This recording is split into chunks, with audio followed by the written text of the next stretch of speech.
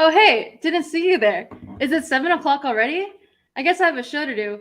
Just give me a second while I get settled back for my hike. I'm gonna take my backpack off, take off my hat, fix the hair a little bit. Oh, and before I forget, I have to make sure I do my tick check. And good thing I did because I just found this hitchhiker on my shirt. I'm gonna take my handy dandy tweezers to pluck off this sucker, and we're gonna place it in a Ziploc bag and send them to researchers after the show. And we'll be sure to teach you on how to do that during this presentation. But let's try this again. Hello and welcome, everyone. Thanks for being here tonight.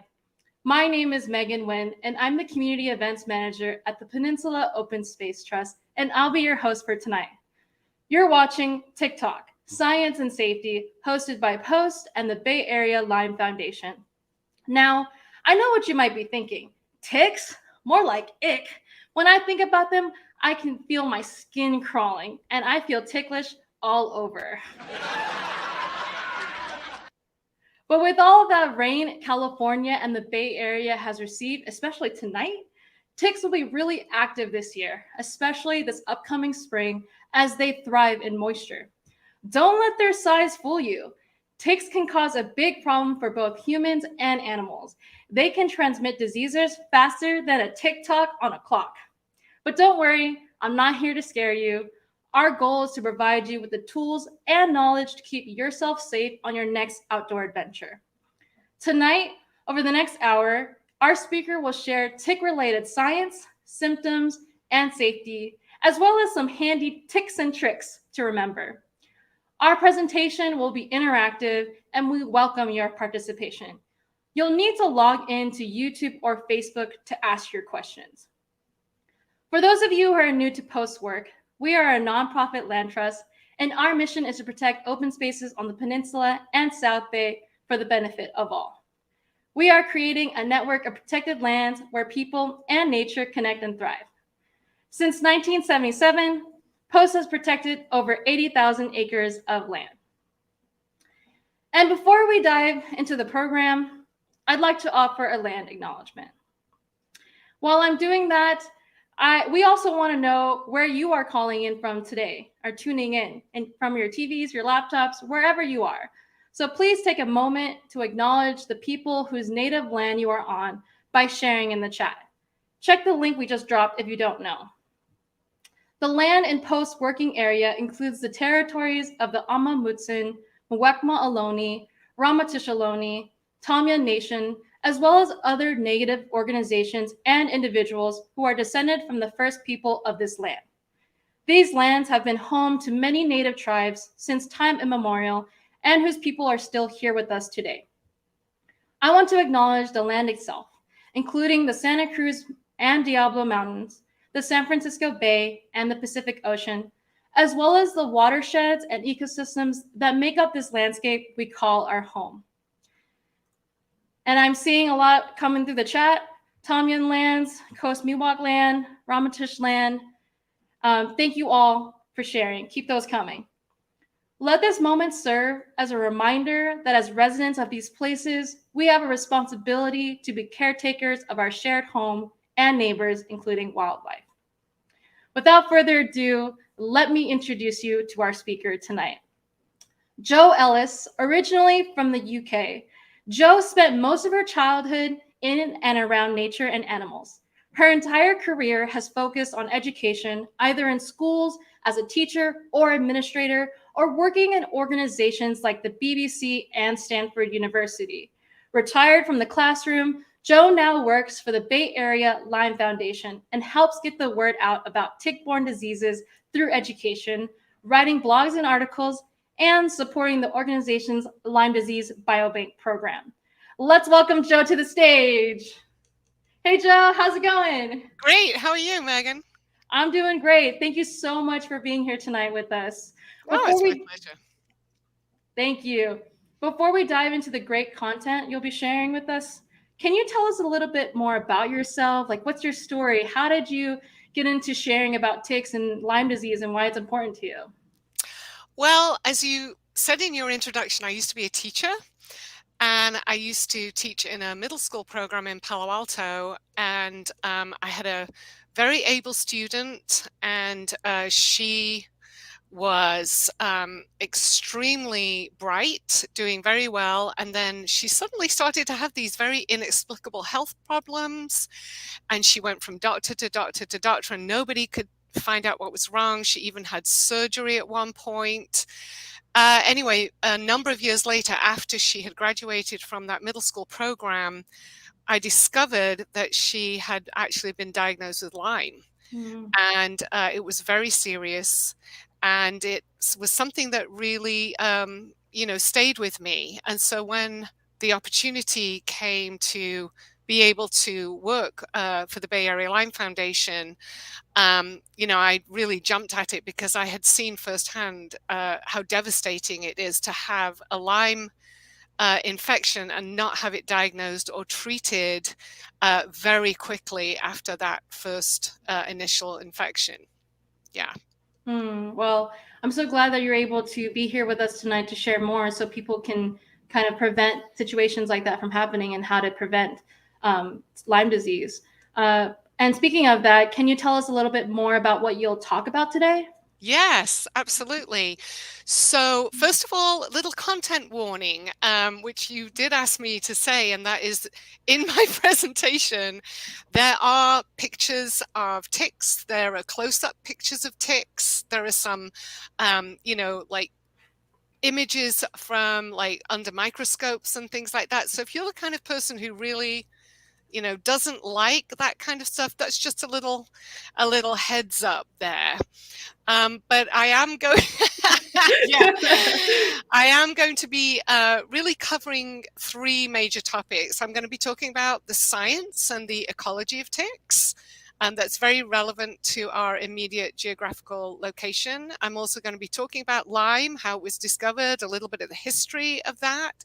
And then I'm going to get into, I think, which is the most important part for people tonight. We're going to talk about prevention, because the best cure is prevention. We want people not to get bitten in the first place, because Bay Area Lyme's mission is to make Lyme disease easy to diagnose and simple to cure. Because right now it's very difficult to diagnose, and if it's not treated early, it is extremely difficult to cure. So we want to prevent people from getting bitten. Well, that all sounds really good to me. And so before we do that, a reminder to our live audience tonight, please log into YouTube or Facebook in order to participate in the chat and ask your questions. We'll ask them as we go along. And if we don't get to them, we'll bring them up during the Q&A session after the presentation. And we'll also answer questions submitted by viewers like you during the registration process. So normally this is the part where I walk off the stage and let our speaker do their thing. But tonight I'll be staying on screen live reacting to the content. So if you're squirmish like me, like you mentioned, Jo, when it comes to like creepy crawlers, don't worry, you're not alone. I'm here in this together with you watching live. So once again, tick warning, you will see photos of ticks on this presentation, so don't be alarmed when they pop up. All right, Jo, take it away. Great. Okay, so here we go. Hope you can all see this. This is my little splash screen to get us going. And let's just say, why are we talking about ticks? Well, all of you are probably here tonight because you've seen all of the great marketing that's been going on in Facebook, and you've probably had emails coming through because you're people like me and you love the outdoors. But being outside in California is actually puts you at risk for exposure to ticks. So what we want is for you to be alert to ticks, educate yourself about the dangers of tick bites, and know what to do if you're bitten or one of your kids are bitten or a friend is bitten. Very importantly, we're going to be talking about how to advocate for yourself with medical professionals to get that early treatment, because as I said in the introduction, catching this early is very much key to staying well. And so let's just talk about where the ticks are. And this is kind of a little gag slide. Everybody always says, oh my gosh, we're supposed to be getting a huge tick season this year. They're going to be a huge problem. And as Megan said, ticks love the moisture. They love the rain. They're going to be very active this particular spring. And so here in the cartoon, the two hikers are completely oblivious to the fact that they're actually hiking along on the back of a tick. They don't get that big in real life, right? No, they don't. But it Okay. kind of says it all. Just look at the mouth parts. Yikes. Anyway, Ooh. so one of the things that's really cool about Bay Area Lyme Foundation is that we are primarily an evidence-based research organization. And every single dollar that comes into our organization actually goes to research and prevention programs.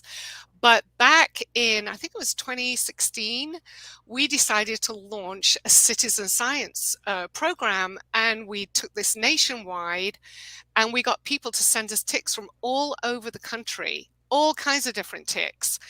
And what we discovered was that there are ticks in places that had not previously been recorded by the CDC. So anywhere on this map that you can see a little red area, that's where ticks are now present, where beforehand they had not actually been recorded, which very much tallies with our research that we know ticks are on the move.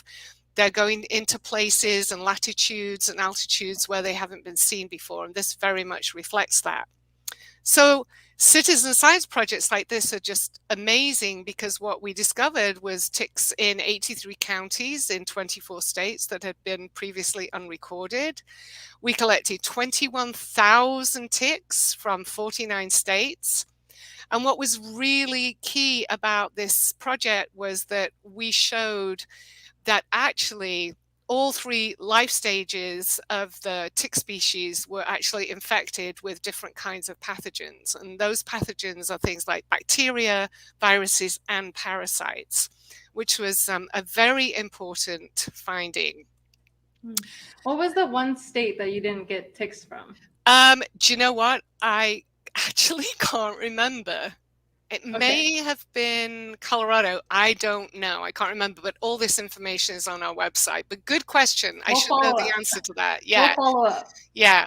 Might have been Hawaii. I know that we have cases reported in Hawaii. Or Alaska? No, I don't know. I'll have to check.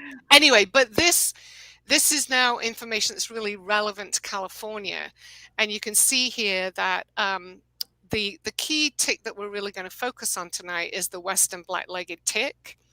And here you can see where these ticks have been found and that have been tested positive for the actual bacteria that causes Lyme disease. And then the light green areas are places where we've found ticks, but we haven't tested them. And then there's just these three counties where we don't know whether there's ticks there. We think they probably are ticks there, but there's just not any available data right now, okay, out in the eastern side of the state. But what's very challenging about ticks is that when you test for ticks, when we go out and we collect ticks, it's really like taking a photograph or a snapshot of that information on that particular day, in that moment in time, rather than like a video. So, for example, you can see that we have a lot of different infection rates. Here, this is Marin County. Down here, this is like San Francisco Bay Area, and then Monterey County. And you can see there is wide differences in the percentages of infected ticks. So for here, for example, at China Camp up in Marin, we found that like 25% of the ticks there were actually infected with the bacteria that causes Lyme, which is called Borrelia burgdorferi. But then, you know, in other parts, you might have, you know, very small instances of these particular pathogens. But if you were to go back the following week or the following month or the following year, this data may change dramatically because it's a very dynamic, interconnected system. Do factors like woods and grasslands and coastal beach areas, like Marisol's asking, matter in these infection rates and prevalence? Well, interestingly, we did a study a couple of summers ago where we sent our tick ecologists out to drag for ticks and look for ticks in the beach areas, because we didn't think that that would be an area where there were ticks and infected ticks. In fact, we found that there were infected ticks and ticks in those areas. So, as I said before, you might think that, oh, it's just in the grasslands where you're going to find ticks. And that's actually not true. We found ticks under redwood trees. We found ticks in all kinds of different areas. And it also varies tremendously in terms of how much moisture is around. That's one of the reasons why up and down the coast of Northern California, you'll see a lot more ticks, because they do like that marine layer. They are very activated by moisture. But tick season is year-round in California, so you can never really let your guard down when it comes to being in different kinds of terrain. Okay. Okay, thank you.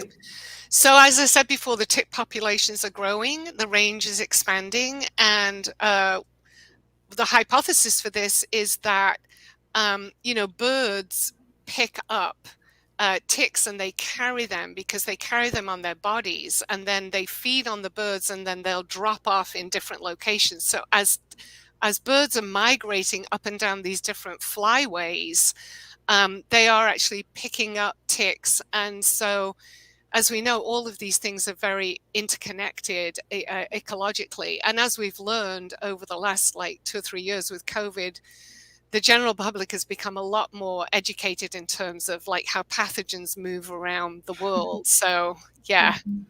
And we do know that the ranges of different species of ticks are growing and expanding. They're definitely on the move.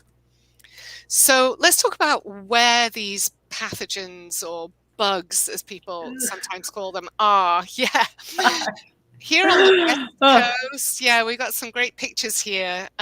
These are photos of engorged ticks. Here, this is the head of a little mole or a mouse. And here you can see this is a bird with engorged ticks on its face.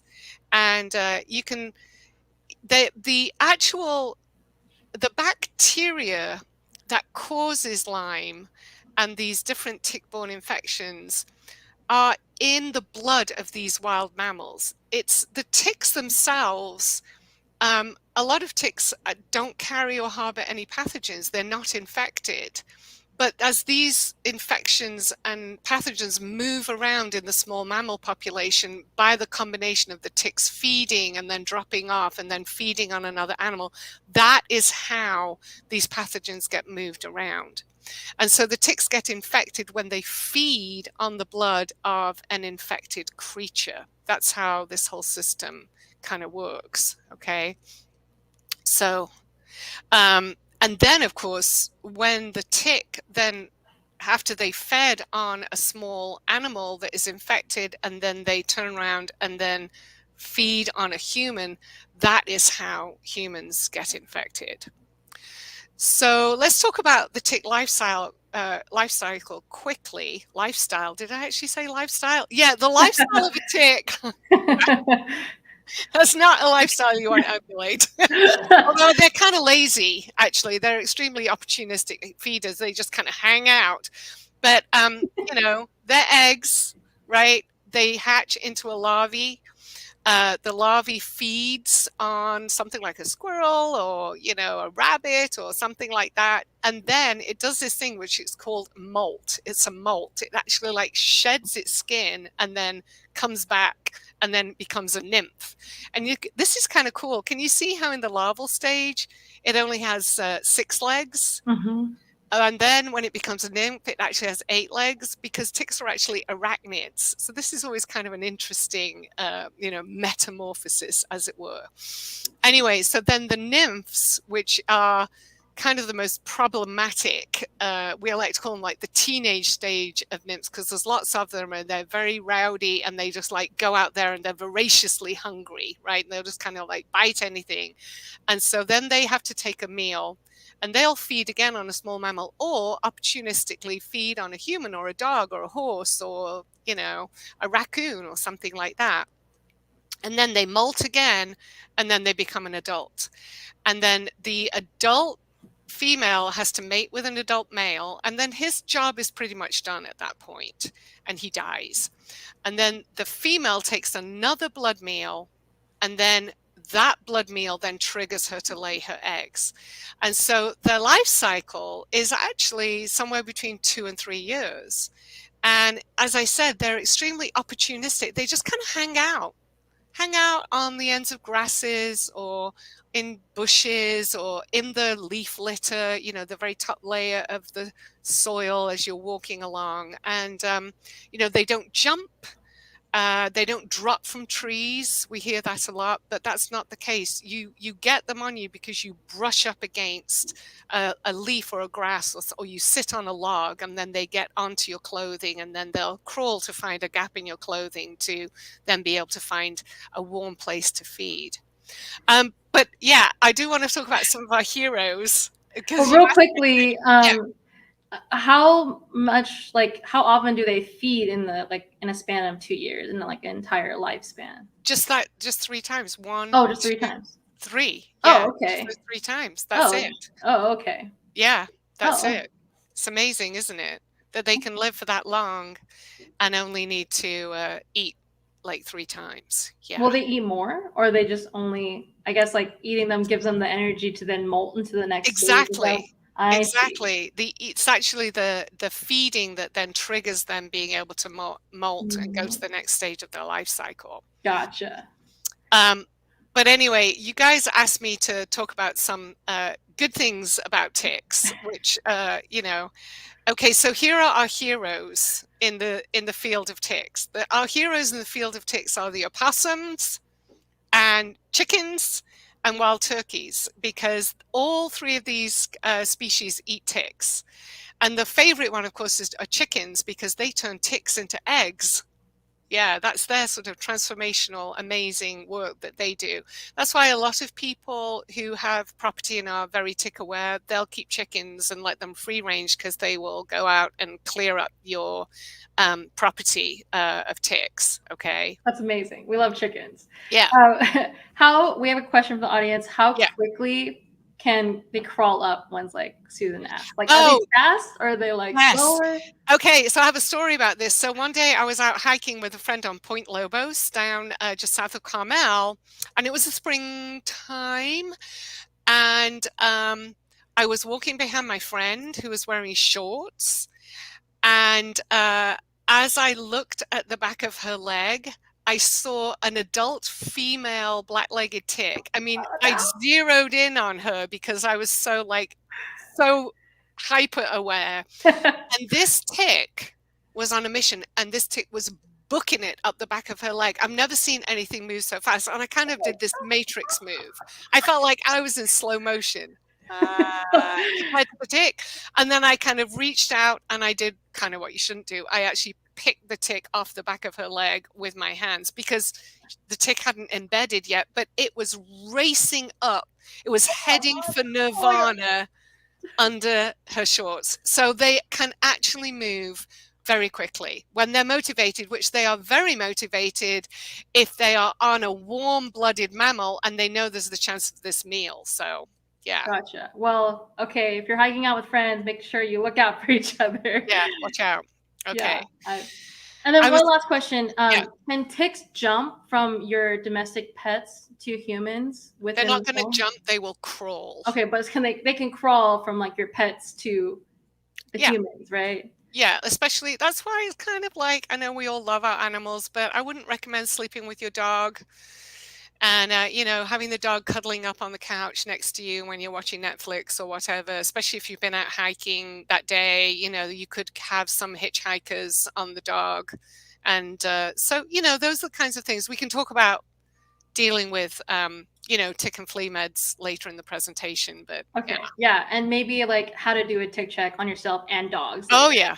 Oh, yeah. Cool. Yeah. All right. Let's keep going. All right. So let's talk about what is Lyme disease. Okay, so I think I've said it 3 or 4 times already, but it's a bacterial infection. Okay, and it's transmitted by a tick bite. We've covered that. So this is the interesting part. So this is what the bacteria actually looks like under the microscope, and you can go on YouTube actually, and you can find a video of the way that this bacteria moves, the live bacteria moves. And if you can see, it has this very distinct corkscrew presentation. And that's very key to understanding how nasty and insidious this particular bacteria is, because just as you use a corkscrew to Mm. screw into a cork and uncork that bottle of wine you've been looking forward to on a Friday night, unfortunately, this is what makes it possible for this bacteria to drill its way into the deep tissues of your body, because it really doesn't like hanging out in the bloodstream for very long. Its goal is to migrate into those, like secrete itself and hide itself in your organs and in your joints. And so it can actually drill through tissue, which makes it particularly nasty. Yeah. Okay. Like, objectively, from a science perspective, that's pretty awesome and fascinating. But subjectively, that's absolutely horrifying. It is. And in fact, its kind of closest sort of bacterial cousin, as it were, is syphilis, because Mm. syphilis is a spirochetal infection as well. And so if you know anything about syphilis and you know how horrendous that is, Lyme is actually not that dissimilar in terms of the disease progression if it's left untreated. But originally, it was a sickness that people started to notice, parents, actually, moms of kids and adolescents in Lyme, Connecticut, 1975, which is why it's called Lyme disease. But the actual bacteria wasn't discovered till 1982 by this gentleman here, Dr. Willy Bergdorfer. And that's why the scientific name of this bacteria is Borrelia burgdorferi, because it's named after him.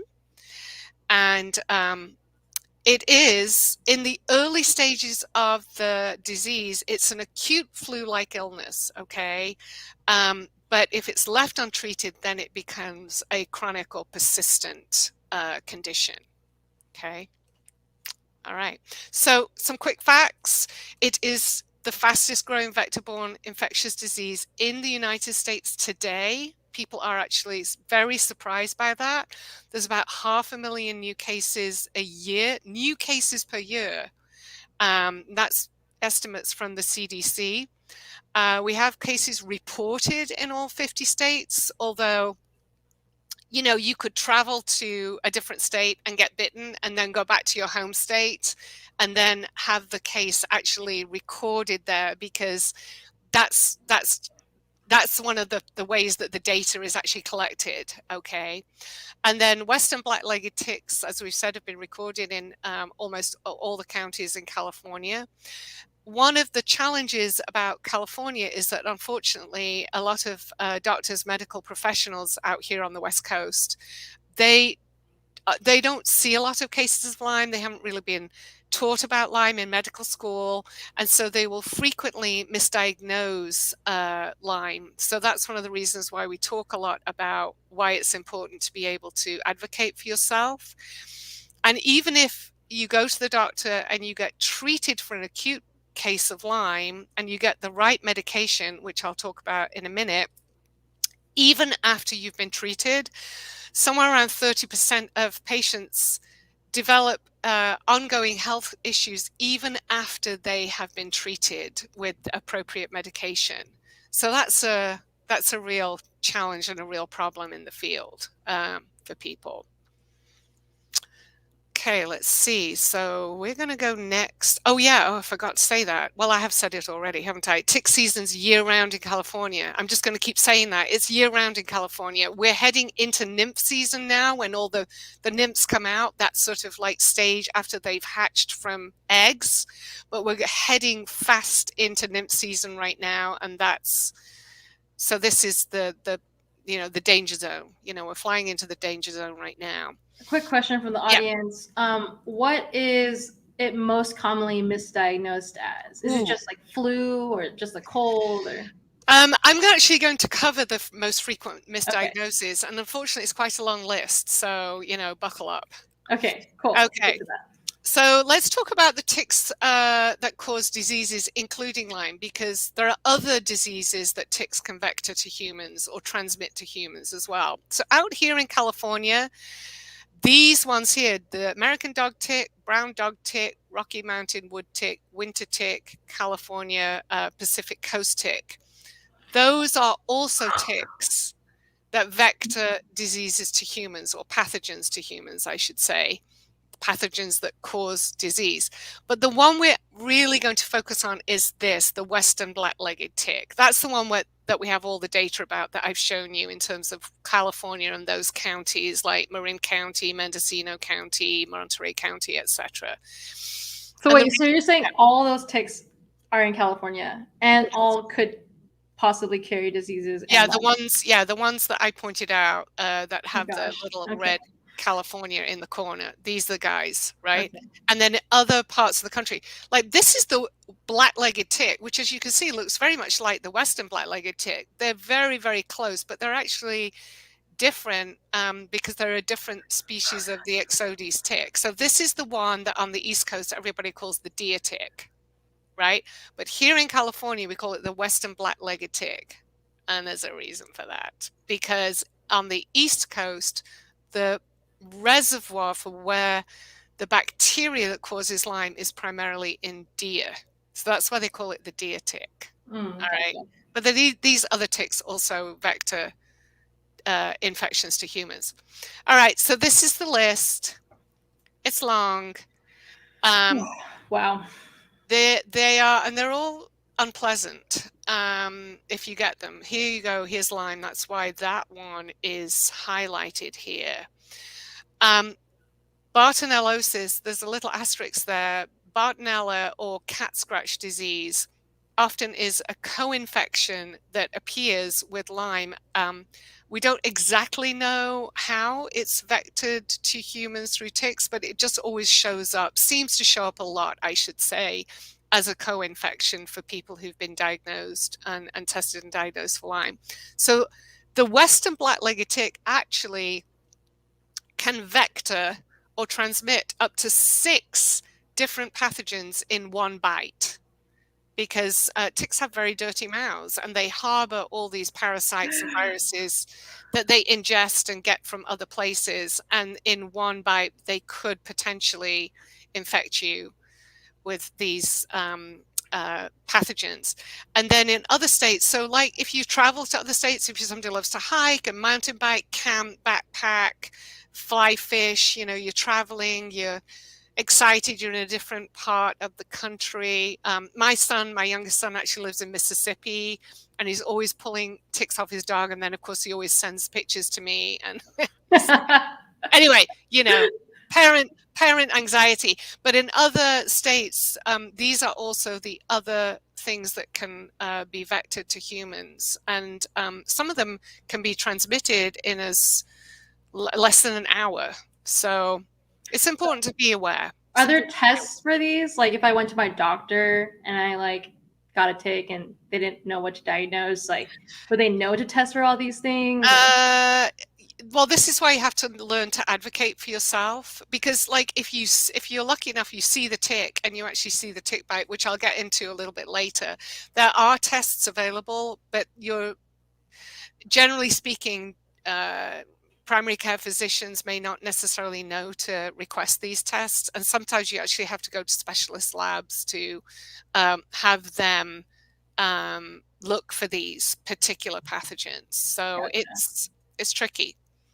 So let's talk about how small ticks are. So this is an adult black-legged, and it gets worse, trust me. It's getting worse already. You said those. I know, I did. I told you the trigger warning.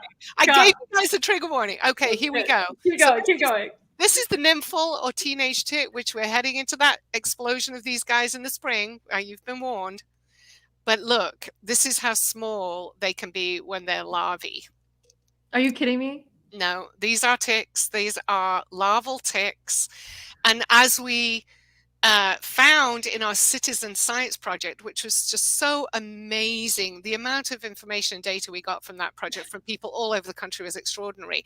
So the reason we were able to test you know, the eggs and the larvae was because people would send us an adult female tick, not knowing that obviously you don't know that a tick is pregnant, and they'd stick it in a Ziploc bag and send it in the mail, and then the female would actually lay the eggs and the larvae would hatch in the mail. And then our lab at Northern Arizona State University, they would open up these packages and go, oh my God, we've got all this larvae. And so they tested the larvae. That's terrifying. Yeah. Wait, so what stage am I seeing the ticks in this? This is larval. This is Okay, after they've hatched from the eggs. and they can embed in you. They can bite you. They Or can, yeah, they can. This is why it's so difficult to detect them.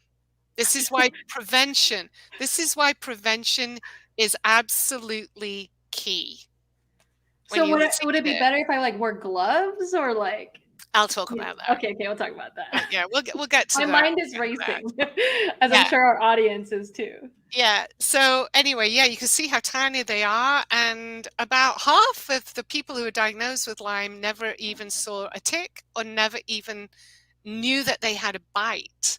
And when you see how tiny these are, then you can understand why they wouldn't see them, right? And transmission times are extremely controversial. When we talk about transmission, we're talking about once that tick has embedded themselves into your skin and has started feeding, how quickly the pathogens, the bacteria, the viruses, potentially also parasites, how quickly they move from the midgut of the tick through the mouthparts and into your bloodstream. So this is a picture of an engorged tick. This tick's probably been on somebody for 2-3 days, something like that. You can see this is the edge of a 20 of a quarter. Yeah. Come on, Megan, you can do it. I'm like so uncomfortable right Yeah, now. I know. We're gonna push through. We're gonna push through. Okay. But actually, when they get like this is often when people find them, because they'll be in the shower and they'll be taking a shower and all of a sudden they'll find something in their armpit and go, oh, is that a skin tag? I didn't have that yesterday. And they'll see that it's a tick. Yeah. But there's possibly no safe time period for a tick to be attached to you. And this is because in some ticks, not all, in some, we really, there's so much more we need to learn about all of this stuff. The bacteria might actually be in the salivary glands of the tick already and get transmitted very early in that feeding process.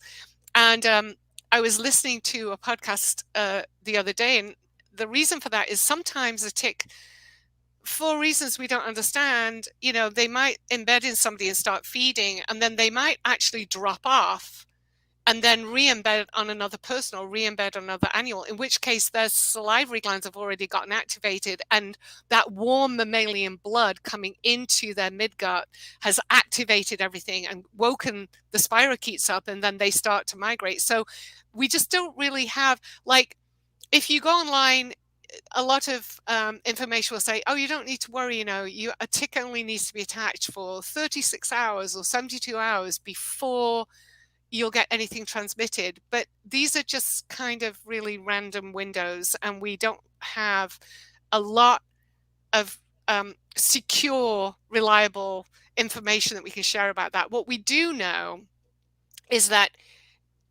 in experiments and in vitro, spirochetes might get activated with warm mammalian blood after a certain amount of time, but that's not, it's not a great way of determining. Okay, this is the yucky part. Okay, so this shows you how extraordinary the mouth parts of the tick are, because as you can see, these things like open up like a hinge, and then they stick this into you, and then you can see these reversed barbs, and they are perfectly designed to avoid detection, because the saliva does three things. It's an anesthetic, so it numbs the site of the bite. It's an adhesive, so it kind of glues itself into that little incision that it's made. And it's also an anticoagulant, so it means that the blood will keep flowing, that lovely warm mammalian blood that they need. Okay. So would you, you wouldn't feel a tick bite because of the anesthetic? Well, some people do. Some Okay. people do feel it, but a lot of people don't. Gotcha. So yeah, it's, again, one of the frustrating things about Lyme disease is that any question that you ask, the response absolutely genuinely can be always, well, it depends. So there's never necessarily a hard, fast thing. But let's really talk about the important stuff, which people really need to learn, what the visual signs of Lyme disease are if you're lucky enough to get a visual sign. Because as I said earlier, a lot of people, especially out here in California, because we have these different substrains of Borrelia, we think that's why we see people with fewer rashes out here than perhaps on the East Coast. So The tricky thing is that you could get a rash anywhere from 3 to 30 days following a tick bite, and it's called an erythema migrans. Migrans is the Latin for movement, or emigration, moving, developing, growing.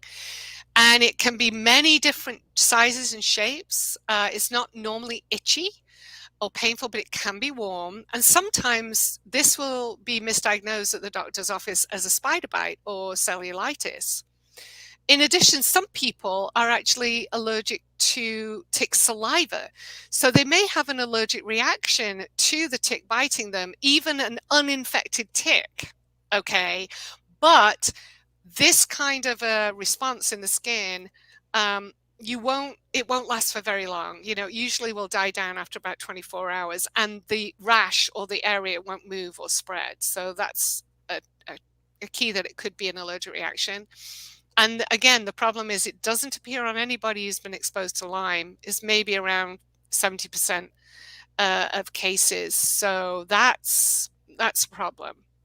Now, so the yeah, like the rash occurs after the tick has fallen off, correct? Yeah, sometimes the rash might start while the tick's attached, especially if you don't see the tick and the tick is happily feeding away for 2 or 3 days. You might actually start to see the beginnings of a rash.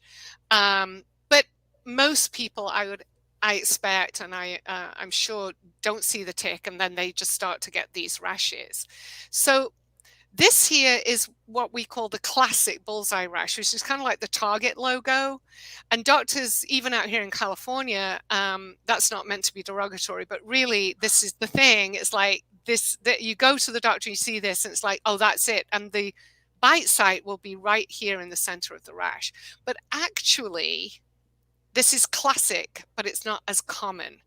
The most common kind of rash will look like this, which is just like this kind of just red rash, smeary rash. The key is it expanding? Okay, is it moving? Is it usually itchy or not? No, it's not normally itchy, unless you're one of those people who has an allergic reaction to the bite as well as the actual infection. And some rashes might have like this blue cast, which a lot of ticks will crawl up the pant legs and then attach themselves the back of the knee. This is a very common place where people will find tick bites.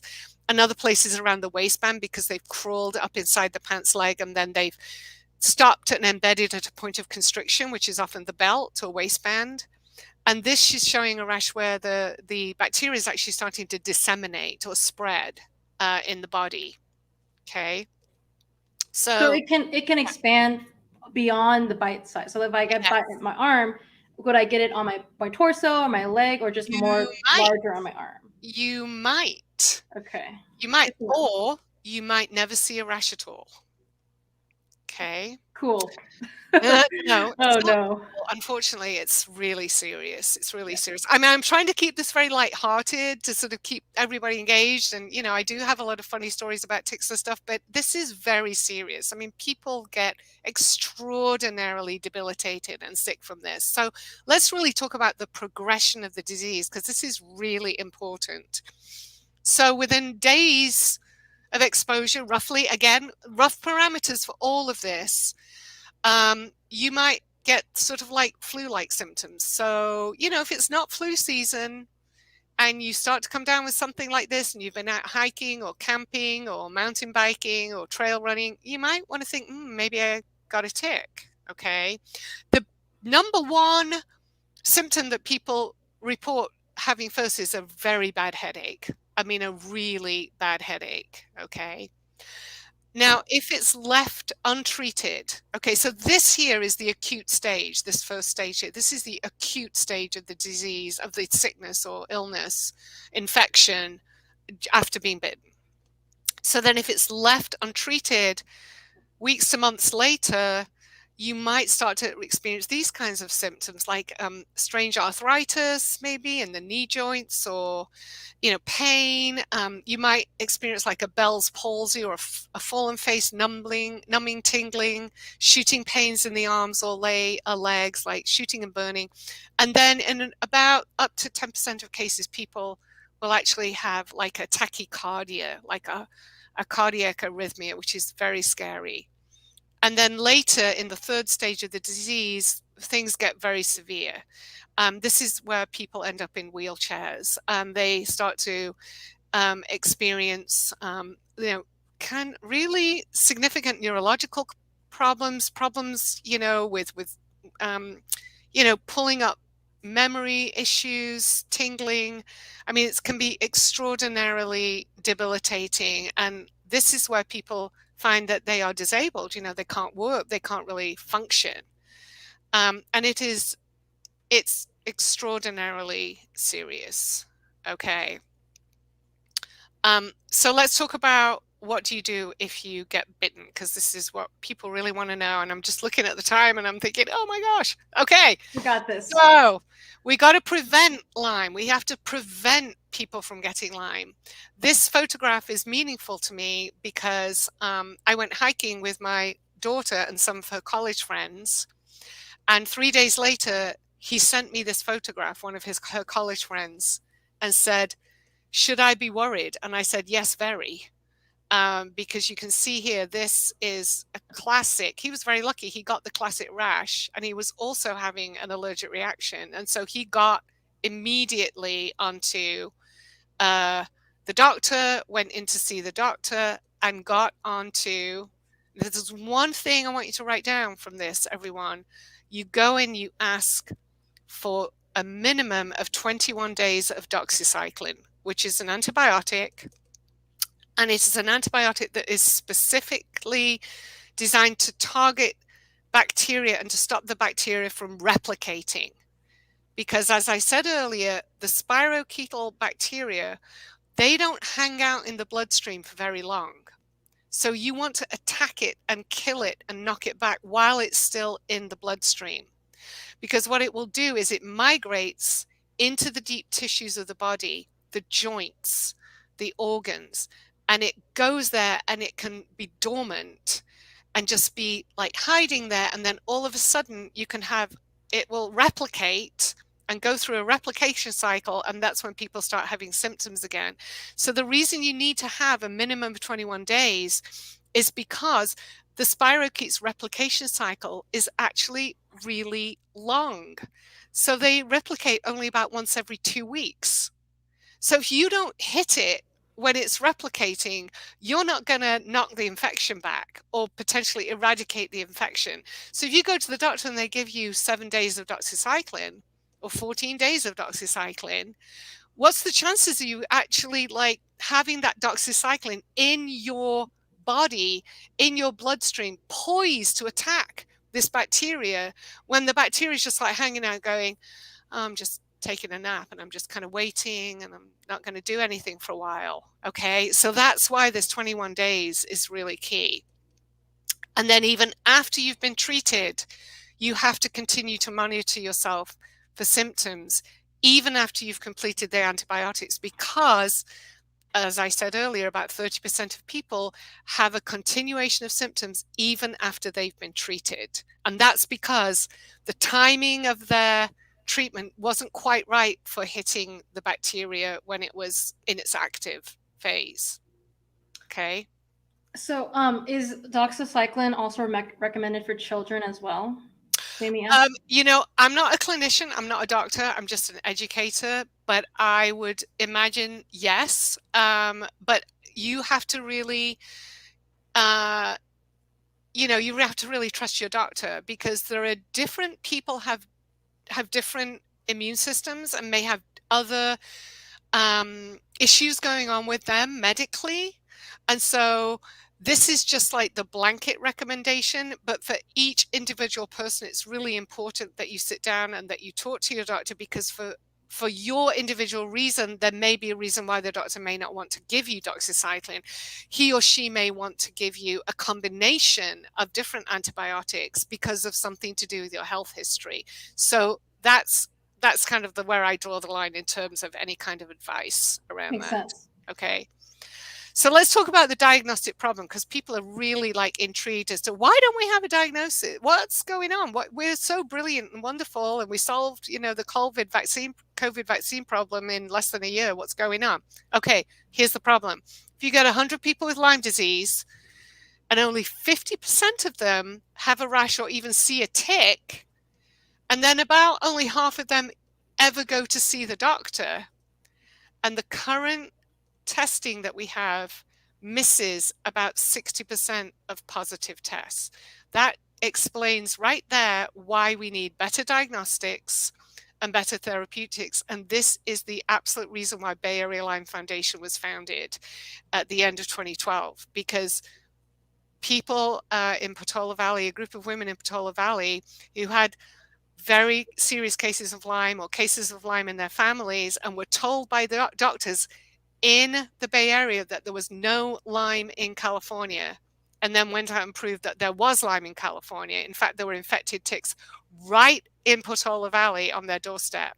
So this is why Bay Area Lyme exists, okay? And I'm so glad you do. I'm just looking at the time, and I'm hoping we can hit in the next few minutes just tips about, Let's prevention, what to do after bitten, products, pets. Let's go. Okay, so average Lyme patient, scandalous. They see about 5 doctors over 2 years before being diagnosed. This is the list of common diagnoses. Everything from Epstein-Barr to chronic fatigue to thyroid disorders, you name it. These things in green, if you have a child who likes to be outdoors and all of a sudden they go from being very normal and they start displaying these kind of symptoms, this could be an indication they've been bitten by a tick, okay? The tests are insensitives and the doctors may not have seen cases of it. So let's talk about prevention. You can treat your clothes. This is a insecticide. You can spray it on your clothes. It's very cost effective. The ticks, if they get on your clothing, then they die, and it's harmless to humans. You can do it yourself for under about $10, or you can get your clothing treated professionally, send it away, and it will last for much longer through the washing machine. Would off-the-counter products like Off work, or natural remedies, or okay, there you go. You can do your homework, and there are some natural repellents out there that can do a good job of repelling ticks. Personally, I would recommend that you use more than 20% of DEET. But if you're one of those people who has weird reactions to DEET, then if you're using natural products, you need to just replenish them very quickly and frequently. And if you are sunscreening as well, beware that your repellent may not be as effective if you're using a sunscreen. Always check, go to these resources and check for information about how effective these are, okay? Learn the right way to remove a tick. At the beginning of the presentation, you took that tick off yourself with flat nose tweezers. No, you shouldn't do that. You should always use needle nose tweezers. Grasp the tick as close to the skin as possible, okay? We don't want to use flat nose because you might accidentally snap the mouthparts off the tick, okay? Don't use alternative methods. You pull gently but firmly away from the skin. Do not twist, don't yank. All this thing about clockwise or anti-clockwise or whatever, no, that's rubbish. You just pull gently away. And don't shock the tick. Don't twist or yank, because you could shock the tick and then the tick could end up regurgitating the contents of its midgut into your bloodstream. And that completely defeats the object of removing the tick. Don't burn it. Don't put a lit cigarette under it. If any of you are still smoking, you shouldn't be anyway. Don't put Vaseline on it. Don't scrape it with a credit card. Don't cover it with sticky tape. Don't do any of those things, okay? It's a bad idea. All right, so then, important. Save the tick for testing. Put it in a Ziploc bag with a little cotton ball to keep it moist, a moistened cotton ball. Yeah, there you go. Good job. And then I'm going to give you a slide showing you where to send it to get it tested. Okay, practical tips. Wear light colored clothing if you're out on the trail. Long pants and sleeves. Tuck your pants into socks. Here's a tip. You can come home and run your clothing through the dryer before you wash it, because that will desiccate and kill the ticks, because ticks can survive hot water washes. Don't put things in the dryer if you've been in poison oak, because then you'll need a new dryer, and I don't want you to blame me. And then stick up little Good point. stickies in the laundry room, say tick check, or put them in the bathroom next to the shower. Check for ticks. That's where people very often find ticks, when they take a shower, when they come in from the outdoors. Do the fingertip test. Check all those nooks and crannies, because this is where they're going to hide. I'm going to make this quick. Essentially, it is anywhere on your body. You need to be checking for ticks every day if you're going outdoors.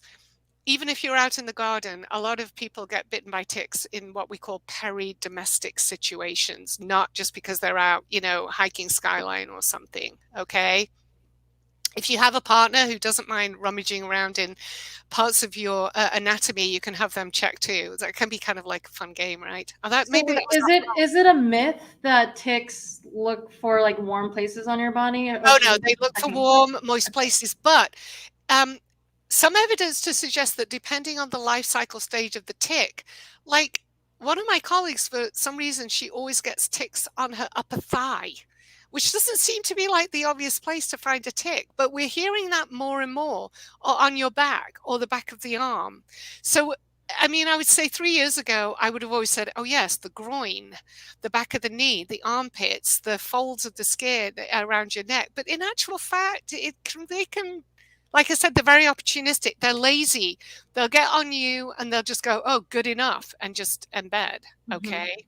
What if you're alone and you don't have someone to check on you? Okay, mirrors. Yeah, mirrors. But that's why using permethrin to treat your clothing that will kill the ticks on contact, and using a repellent on any bare skin is really, really important, and following those other prevention tips. All right. A lot of people ask us about ticks and animals. These are the places where you're going to see ticks on your dogs. You can take they will often display some of the same symptoms that humans display. And there are various products out there. You can get tick and flea medication from your veterinary doctor, obviously, but there are also other products you can buy. Like there's one product that some of my colleagues have had great success with. It's called the Seresto collar, which will actually stay on the dog and repel the ticks. Okay. So we had a question from an audience member asking their dogs are on tick medication, but they still get ticks. Yeah. Like, what to do then? You still got to do the whole checking and everything, and tick medication is not 100% effective. Well, I would experiment. Just because you're on a certain medication, maybe you need, ticks are just like humans. Certain medications may work for some dogs or not, or some humans or not. So I would experiment and look at the Seresto collar. You can buy them on Amazon. I hate giving Amazon a plug, but you can, do that. Anyway, this is really important. If you get a tick, you find a tick, especially if the tick's embedded on you, you can send your ticks away to these particular labs. And Tick Report is very cool because they give real-time statistical information about where they're getting ticks. They have great graphics, so we really love their particular service. It's a great litmus test of what's going on around the country with ticks. But get to the doctor and get on the doxycycline before you wait for the results to come back, because it's better to have been on the doxycycline and then stop taking it than wait potentially, a week or something for the turnaround, because they're pretty quick at turning these things around. But if they get very busy, it might be longer. Okay, so summary: remove ticks immediately, save the ticks for testing, treat your clothing, use repellent, do all the important things, tucking hair up, the sleeves, the pants, the dryer, watch for symptoms, tick check every day, and go to the doctor if you get bitten. Look at that, 7:59. Woo! Well, you did it. If you're okay to stay a little bit longer to answer questions, we'll just keep going then. Yes. Cool. Well, let's go back to just the advice page and just have that, or the summary that you had, so we just have that up while we talk. Perfect. There we go. Let's leave that up. Yeah. Cool.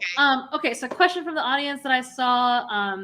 people want to know, like, should they take a shower before, after, or like, does that do anything? I guess people are just wondering, what is the process? Like, I'm walking home from my hike. Yeah, What do I yeah. do? Walk us through it one more time. Okay, walking home from your hike, get in the door, go to the laundry room, strip, put everything in the dryer, run the dryer for 15 minutes, and then jump in the shower, take a shower, wash your hair, and check all your nooks and crannies for anything that feels like a skin tag or a bump or like a mole or a wart that wasn't there when you went out this morning. And continue to check yourself daily. I mean, this is should be something you should do because, like, for example, sometimes people don't find the tick until like 2 or 3 days after they've been out for a hike. And then they go, oh my God, I went for a hike or I did a mountain bike thing or I was out running on Sunday and now it's Tuesday and I just found this tick.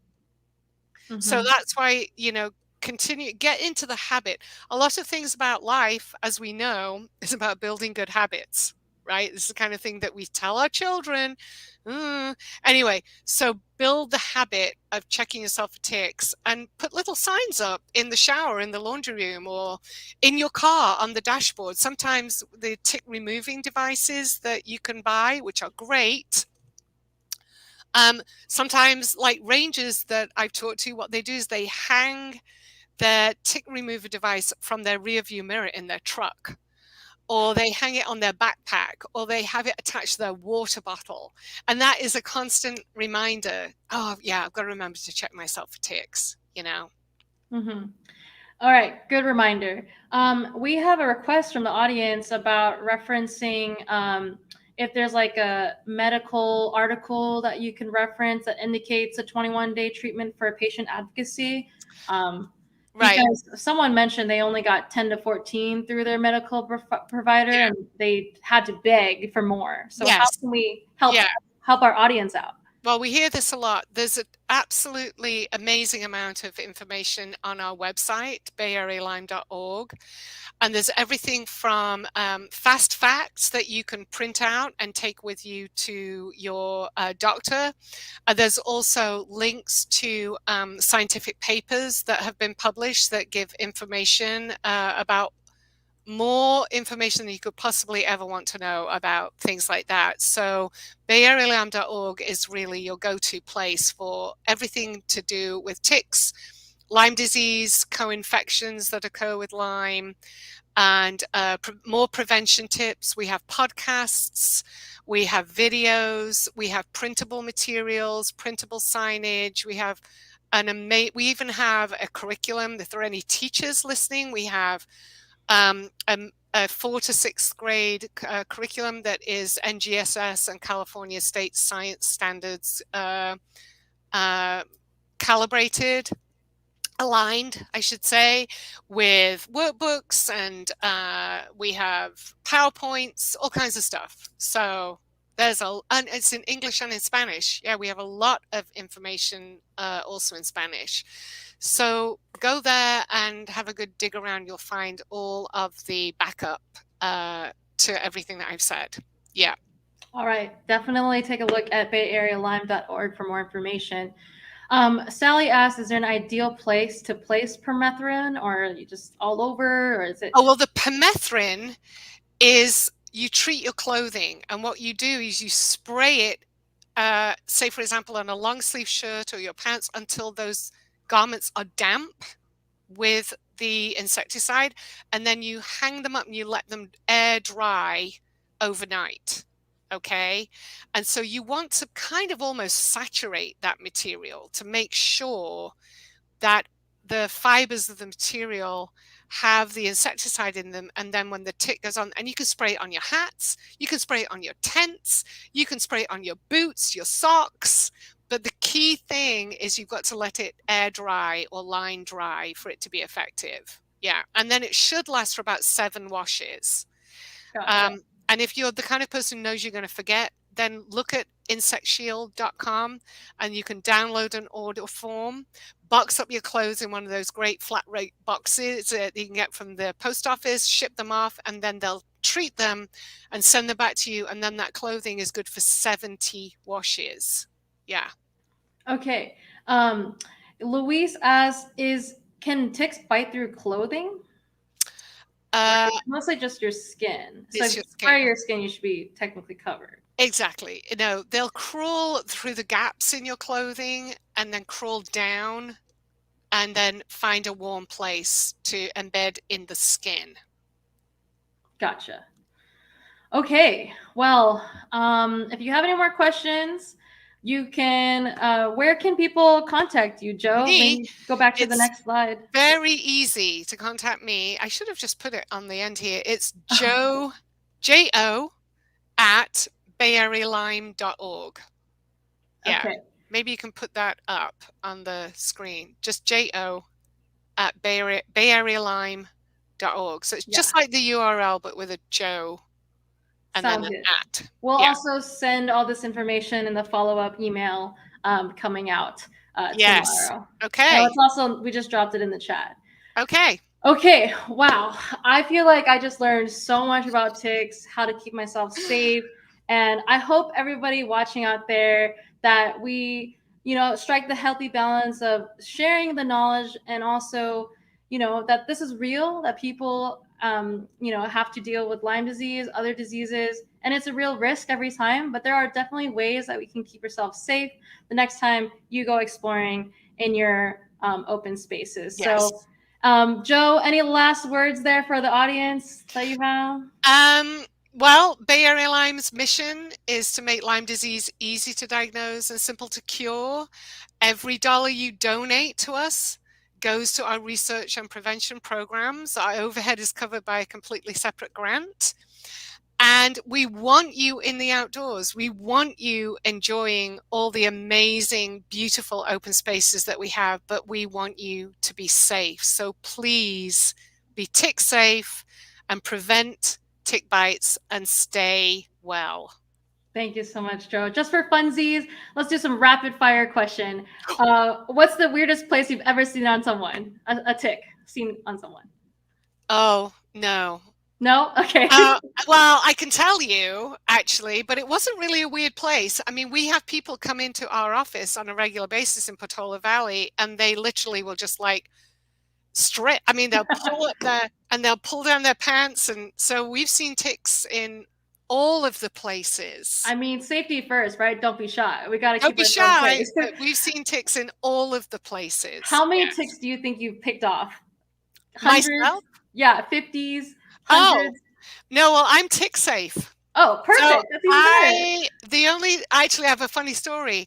I was out hiking with a friend who grew up in the Bay Area, unlike me, and we were having lunch up at Alice's restaurant on Skyline. We'd been out for a hike, and she said, "I don't know about this tick stuff, Jo. I've lived here my whole life. I've never ever seen a tick. I've never pulled a tick off of myself. I don't know. I don't really know what you're doing." And I said, "Well, you know what? So weird." And I went like this and I'd felt something crawling on me, and I pulled a tick off my throat and I put it on the napkin between us, and I went, "See?" And she Wow. just couldn't believe it, and I couldn't believe it either. It was so bizarre. It's like I'd ordered it, and there it was. It wasn't embedded in me, it was just crawling, and there it was. Wow. Well, I'm glad you caught that. And that sounds like some sort of like weird karmic Very strange. forces happening when you like just Mm-mm. manifest that. Don't jinx it, right, people? No. But I'm glad to hear that you are generally tick safe. You haven't, picked off that many. And once again, thank you so much, Jo. You've gotten so much love in the chat. And why don't we Aw. just like pose real quick for a picture that we'll take Yeah. a screenshot later to share. Ready? Three, Yeah. 2, 1, smile. All right. Great. Well, that's yeah. That's Thanks a again, wrap. Joe. We'll say goodbye to you for now, Yes. and Okay. take care so much. Thank Anytime. you. Thank you. Bye, Joe. If you like tonight's event, everybody, you might like our next event, which is coming up March 19th. We will be screening Princess Mononoke Sunday, March 19th at the Tech Interactive Museum in San Jose. Scan that QR code, visit the link in the chat to get tickets. And if you use our free promo code for watching tonight's event, you can use TICKS to get free movie ticks. I hope to see you there. It's from the makers of Studio Ghibli. And The themes of this movie talk about people's relationship to nature and the consequences of taking too much from the land and the challenge of living in balance with the ecosystems that sustain us. So don't miss out. The next event that we have, we'd love to see you, is the Wild and Scenic Film Festival happening Sunday, April 23rd from 1 to 5 p.m. at the Smithwick Theater at Foothill College in Los Altos. We'll be having an in-person event as well as streaming the videos on demand online. So scan that QR code as well as visit the links in the chat so you don't miss out. We'd love to see you there.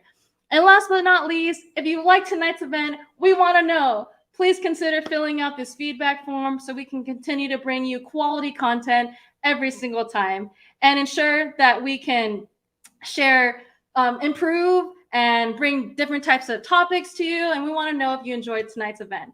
Once again, my name is Megan Wynn. I truly enjoyed being here with you tonight. Thank you so much for watching, being here, and we went through this experience together. And so once again, I hope you continue to appreciate and understand and keep yourself safe. So the next time you go out into nature, keep yourself tick safe. Make sure you look out. So thanks again. Have a good night. Take care. Bye.